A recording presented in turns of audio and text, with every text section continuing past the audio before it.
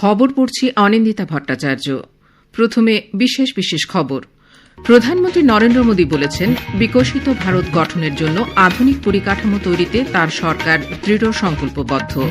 উত্তরপ্রদেশের গৌতম বুদ্ধ নগরে আজ নয়ডা আন্তর্জাতিক বিমানবন্দরে প্রথম পর্যায়ের উদ্বোধন করেন তিনি। প্রতিরক্ষামন্ত্রী রাজনাথ সিং বলেছেন, পশ্চিম এশিয়ায় সংঘর্ষের প্রেক্ষিতে কেন্দ্রীয় সরকার নিরন্তর পরিস্থিতির উপর নজর রাখছে। এলপিজি বোঝাই আরও একটি পণ্যবাহী জাহাজ জগ বসন্ত হরমুজ প্রণালী হয়ে গুজরাটের ওয়াদিনার বন্দরে এসে পৌঁছেছে।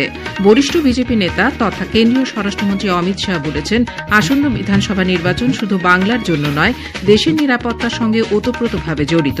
পশ্চিমবঙ্গের প্রতি কেন্দ্রীয় সরকারের বঞ্চনার অভিযোগ তুলেছেন তৃণমূল কংগ্রেস নেত্রী মুখ্যমন্ত্রী মমতা ব্যানার্জি। প্রধানমন্ত্রী নরেন্দ্র মোদী আগামীকাল আকাশবাণীতে মন কি বাত অনুষ্ঠানে তার চিন্তাভাবনা দেশ বিদেশের মানুষের সঙ্গে ভাগ করে নেবেন। খেলো ইন্ডিয়া ট্রাইবেল গেমসে 15টি সোনা নিয়ে পদক তালিকার শীর্ষে রয়েছে কর্ণাটক। আসছি বিস্তারিত খবরে। প্রধানমন্ত্রী নরেন্দ্র মোদী বলেছেন, বিকশিত ভারত গঠনের জন্য আধুনিক পরিকাঠামো তৈরিতে তাঁর সরকার দৃঢ় সংকল্পবদ্ধ। উত্তরপ্রদেশের গৌতম বুদ্ধ নগর জেলার জেওয়ারে আজ নয়ডা আন্তর্জাতিক বিমানবন্দরের প্রথম পর্যায়ের উদ্বোধনের পর শ্রী মোদী বলেন, গত 11 বছরে পরিকাঠামো ক্ষেত্রে বাজেট বরাদ্দ 6 গুণের বেশি বৃদ্ধি পেয়েছে। সড়ক এবং মহাসড়ক প্রকল্পে 17 লক্ষ কোটি টাকার বেশি খরচ করা হয়েছে। রেললাইন বৈদ্যুতিকীকরণের কাজ 2014 সালের আগে 20,000 কিলোমিটার থেকে বর্তমানে 40,000 কিলোমিটারেরও বেশি বৃদ্ধি পেয়েছে। বর্তমানে প্রায় 100% ব্রডগেজ নেটওয়ার্কের বৈদ্যুতিকীকরণ সম্পন্ন হয়েছে। এই প্রথম কাশ্মীর উপত্যকা এবং উত্তর পূর্বের রাজ্যগুলি রেল নেটওয়ার্কের সঙ্গে সংযুক্ত হচ্ছে। নয়ডা আন্তর্জাতিক বিমানবন্দরের উদ্বোধন বিকশিত উত্তরপ্রদেশ বিকশিত ভারত অভিযানের ক্ষেত্রে এক নতুন অধ্যায়ের সূচনা করবে। এই বিমানবন্দর কৃষক, ক্ষুদ্র ও মাঝারি শিল্প এবং পশ্চিম উত্তরপ্রদেশের যুবদের জন্য অনেক নতুন সুযোগ নিয়ে আসবে। তিনি বলেন, গত 1 মাস ধরে পশ্চিম এশিয়ায় সংঘাতের কারণে বিভিন্ন দেশ খাদ্য, পেট্রোল, ডিজেল, গ্যাস এবং সার ইত্যাদি যোগানে সমস্যার সম্মুখীন হচ্ছে। ভারত সম্পূর্ণ শক্তি নিয়ে এই সংকটের মোকাবিলা করছে। দেশের নাগরিকরাই এই শক্তির উৎস। বিশ্বব্যাপী এই চ্যালেঞ্জের মোকাবিলায় সমন্বিত প্রচেষ্টা এবং জাতীয় ঐক্যের উপর জোর দিয়ে শ্রী মোদী বলেন, উদ্ভূত পরিস্থিতি মোকাবিলায় বিভিন্ন রাজ্যের মুখ্যমন্ত্রীদের সঙ্গে তিনি আলোচনা করেছেন। দেশ এবং দেশের মানুষের স্বার্থেই সরকারের নীতি এবং কৌশল বলে উল্লেখ করেন তিনি। पश्चिम एशिया में युद्ध की वजह से खाने पीने के सामान, पेट्रोल, डीजल, गैस, खाद, ऐसी कई जरूरी चीजों का चारों तरफ संकट पैदा हो गया है। हमारा भारत इस संकट का पूरी शक्ति से मुकाबला कर रहा है, देशवासियों की ताकत के भरोसे कर रहा है। भारत तो बहुत बड़ी मात्रा में कच्चा तेल और गैस इस युद्ध से प्रभावित इलाके से मंगाता है।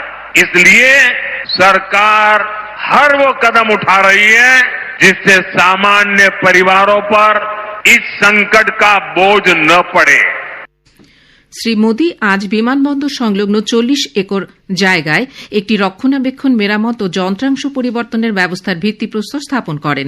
11,200 কোটি টাকা ব্যয়ে সরকারি বেসরকারি অংশীদারিত্বে নয়ডা বিমানবন্দরের প্রথম ধাপটি গড়ে তোলা হয়েছে। প্রতিরক্ষামন্ত্রী রাজনাথ সিং বলেছেন, পশ্চিম এশিয়ায় সংঘর্ষের প্রেক্ষিতে কেন্দ্রীয় সরকার নিরন্তর পরিস্থিতির উপর নজর রাখছে। যে কোনো বিরূপ প্রভাব থেকে ভারতীয়দের রক্ষা করতে সরকার বদ্ধপরিকর বলেও তিনি জানান। নতুন দিল্লিতে আজ মন্ত্রীগোষ্ঠীর সঙ্গে বৈঠক করেন তিনি। পশ্চিম এশিয়ায় সংঘর্ষের প্রেক্ষিতে জ্বালানি সরবরাহ, অত্যাবশ্যক পণ্যের যোগান, পর্যাপ্ত পরিকাঠামো এবং সরবরাহ শৃঙ্খল নিয়ে বৈঠকে আলোচনা হয়।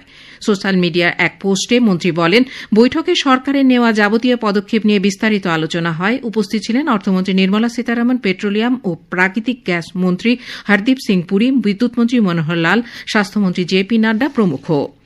গুজরাটের ওয়াদিনার বন্দরে এলপিজি বোঝাই আরও একটি পণ্যবাহী জাহাজ এসে পৌঁছেছে। জগবসন্ত নামের এই জাহাজটি 47,000 মেট্রিক টন এলপিজি নিয়ে কুয়েত থেকে রওনা হয়েছিল। যাত্রাপথে জাহাজটি অত্যন্ত সতর্কতার সঙ্গে স্পর্শকাতর হরমুজ প্রণালী অতিক্রম করে সফলভাবে ভারতীয় উপকূলে এসে পৌঁছেছে। মোট এলপিজির মধ্যে 17,000 মেট্রিক টন পাঠানো হবে কান্ডালা বন্দরে।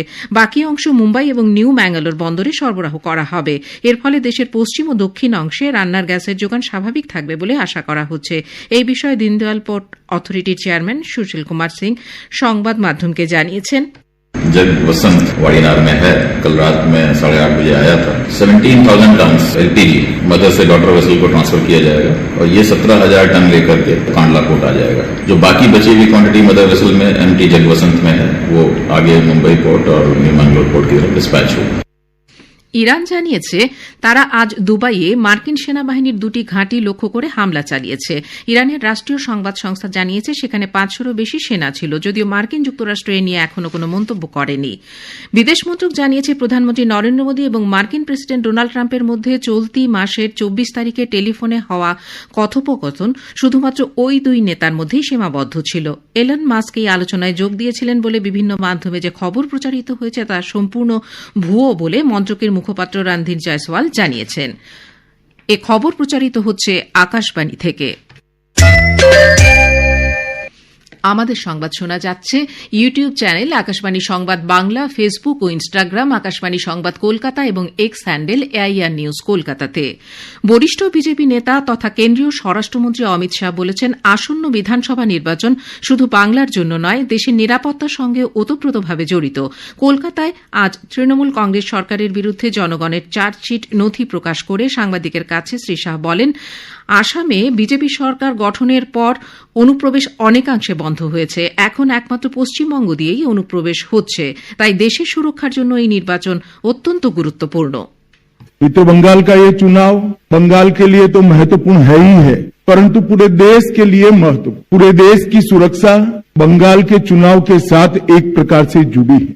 असम में भारतीय जनता पार्टी की सरकार बनने के बाद असम से घुसपैठ कमोबेश समाप्त हो गई। अब एक ही रास्ता बचा है जहां से घुसपैठ होकर पूरे देश के अंदर घुसपैठिए फैलते हैं और देश की सुरक्षा के साथ खिलवाड़ करते। इसलिए बंगाल का एक चुनाव बंगाल के लिए महत्वपूर्ण है कई मायनों में और देश की सुरक्षा की दृष्टि से देश के लिए भी महत्वपूर्ण।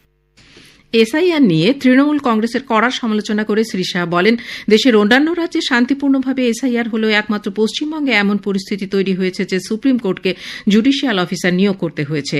অবৈধ অনুপ্রবেশকারীদের শুধুমাত্র ভোটার তালিকা থেকে নয়, দেশ থেকে বহিষ্কার করা হবে বলে ফের একবার জানিয়েছেন শ্রী শাহ। এদিকে অনুপ্রবেশ নিয়ে অমিত শাহের বক্তব্যের সমালোচনা করেছে তৃণমূল কংগ্রেস। আজ এক সাংবাদিক সম্মেলনে দলের নেতা তথা শিক্ষামন্ত্রী ব্রাত্য বসু বলেন, অনুপ্রবেশের মাধ্যমে দেশের নিরাপত্তা বিঘ্নিত হওয়ার যে অভিযোগ বিজেপি করছে তা সঠিক নয়। এদিকে পুরুলিয়া জেলার নিতুড়িয়া এবং কাশীপুরে পরপর দুটি নির্বাচনী জনসভায় বিজেপির বিরুদ্ধে রাজ্যের প্রতি বঞ্চনার অভিযোগ তুলেছেন তৃণমূল কংগ্রেস নেত্রী তথা রাজ্যের মুখ্যমন্ত্রী মমতা ব্যানার্জি।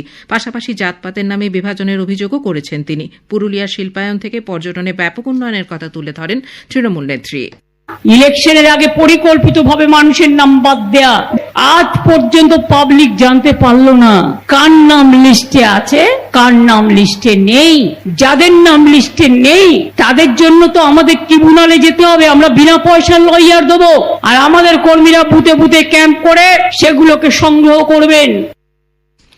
প্রধানমন্ত্রী নরেন্দ্র মোদী আগামীকাল আকাশবাণীতে মন কি বাত অনুষ্ঠানে দেশ বিদেশের মানুষের সঙ্গে তার চিন্তা ভাবনা ভাগ করে নেবেন। এটি হবে মাসিক এই বেতার অনুষ্ঠানের 132তম পর্ব। আকাশবাণী ও দূরদর্শনের সবকটি চ্যানেলে সকাল 11টা থেকে এই অনুষ্ঠান শোনা যাবে। ইউক্রেনে রাশিয়ার রাতভর ড্রোন হামলায় 5 জনের মৃত্যু হয়েছে। 270টিরও বেশি ড্রোন হামলা চালিয়েছে বলে জানানো হয়েছে। ইউক্রেনের প্রেসিডেন্ট ভ্লাদিমির জেলেনস্কি বলেছেন, ওডেসা, ক্রিভিরিও এবং পল্টাভা অঞ্চলকে লক্ষ্য করে চলে হামলা। অভ্যন্তরীণ বাজারে জ্বালানির যোগান স্বাভাবিক রাখতে এবং মূল্যবৃদ্ধি নিয়ন্ত্রণে পেট্রোল রপ্তানির উপর নিষেধাজ্ঞা জারি করতে চলেছে রাশিয়া। আগামী 1 এপ্রিল থেকে পরিশোধিত পেট্রোল রপ্তানি নিষিদ্ধ করার জন্য রাশিয়ার উপপ্রধানমন্ত্রী আলেকজান্ডার নোভাক জ্বালানি মন্ত্রককে নির্দেশ দিয়েছেন। উপরাষ্ট্রপতি সিপি রাধাকৃষ্ণন তরুণ প্রজন্মকে সাফল্যের কোনো সহজ পথ ছেড়ে চারিত্রিক দৃঢ়তাকে এবং মুনাফা অর্জনের চেয়ে জীবনের মহৎ উদ্দেশ্যকে অধিক গুরুত্ব দেওয়ার পরামর্শ দিয়েছেন।